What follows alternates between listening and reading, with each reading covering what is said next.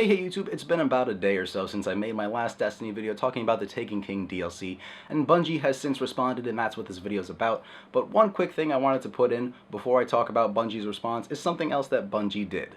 Between my video and Bungie responding to the outrage over the Taken King DLC and its apparent ripoffs and exclusive content, Bungie decided that these people are angry about exclusive content, that they'd have to buy something to get content that some people feel they should get free. Well, Bungie's decision was to partner up with Red Bull and have an exclusive mission only available by you purchasing a Red Bull at a 7-Eleven, a special edition Destiny Red Bull, then scanning a code into your game so that you could unlock a special mission that was not there before that you can only get by buying a Red Bull.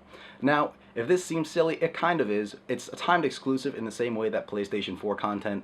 There are certain things that only PlayStation 4 gets, and then eventually the Xbox One's going to get it. It's the same way in that people that buy Red Bull will be able to play the mission whenever they decide to buy a Red Bull, a crisp, refreshing Bungie Red Bull, and they get to play it. If you don't want to buy a Red Bull, you're going to have to wait probably like 3 months, I think that was the time, before the story mission is released for free for everybody. So it is eventually going to be free, but you can get it a lot quicker if you decide to buy a Red Bull.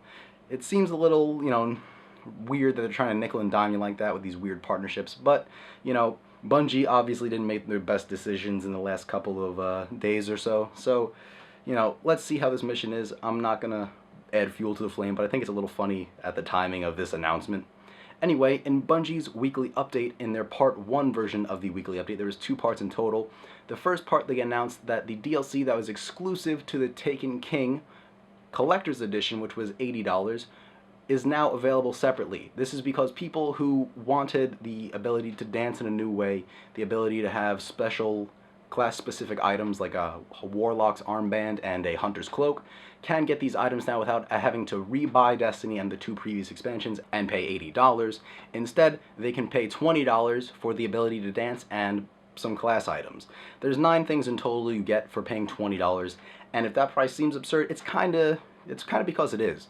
If you think about it, the previous expansions that Destiny released were $20 each, and they included new missions, new story, one included a raid.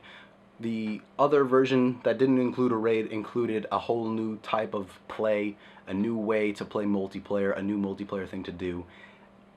For $20 now, you're getting like 3 items and the ability to dance and some new emotes. That's really all you're getting for 20 bucks. It seems like they're kind of ripping you off. And if you want to hear how they're ripping you off a little more, if you happen to be using the Great British Pounds currency, you are paying 20 euros. We're paying 20 US dollars, you are paying 20 euros. That is not the same amount of money. It's the same number, but 20 pounds is equivalent to 33 US dollars. So it seems absurd because it is that they're overcharging people in Europe because they think they're dumb enough, because the numbers are the same, they're not going to realize they're paying basically 50% more for the same content that I'm paying for.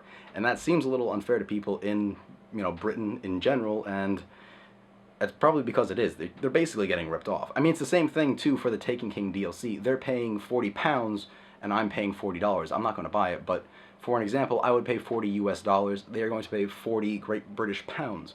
40 Great British Pounds is basically 67 US dollars. That's the price Destiny released at a year ago when it came out. These people overseas that happen to use Great British Pounds have to pay an extra $27 for the same content that I'm paying for, and I already feel like $40 is asking too much. Maybe $25, maybe $30 is fine for this kind of content, but $40 is too much, and they have to pay basically $67. That's just silly. That's absurd. Why would you overcharge them? It makes no sense. The other thing that Bungie announced in the part 1 of their weekly update is that there's going to be VIP gear for people that have already played Destiny for a while and are going to buy the Taken King expansion for $40 digitally because they already own the previous expansions and Destiny, and you're basically going to get a singular sparrow, a singular emblem, and a shader. That's all you're getting for all your hard-earned, time put into Destiny, and you still have to pay $40.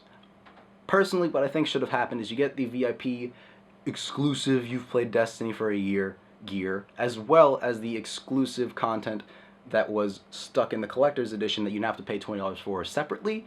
I think that should have been thrown into the Taken King for $40 in total, and maybe that would have made it look more worth it. But if you think about it now, if you own Destiny, you can pay $60 and get the Taken King DLC and the new exclusive content that was originally in the collector's edition, or you could just pay $80 for the collector's edition and get all the physical stuff that comes with it too. So they're kind of still screwing you over a lot with this kind of pricing, and it's weird because there was information that was going to be promised in the second part of Bungie's weekly update. Basically, in the first part, they said there's more to come in part 2, and in part 2, they basically just didn't say anything at all about the Taken King. And though there was no other information included about the Taken King DLC in the part 2 of Bungie's weekly update, if you read the first part, you actually got to read Luke Smith's apology for being an asshole, claiming, you know, that you'd throw money at the screen and stuff like that. So, I mean, it's good to... It's good that they put his apology in, but, you know, he admits he comes off like a dick because he's so overzealous about the content and stuff like that.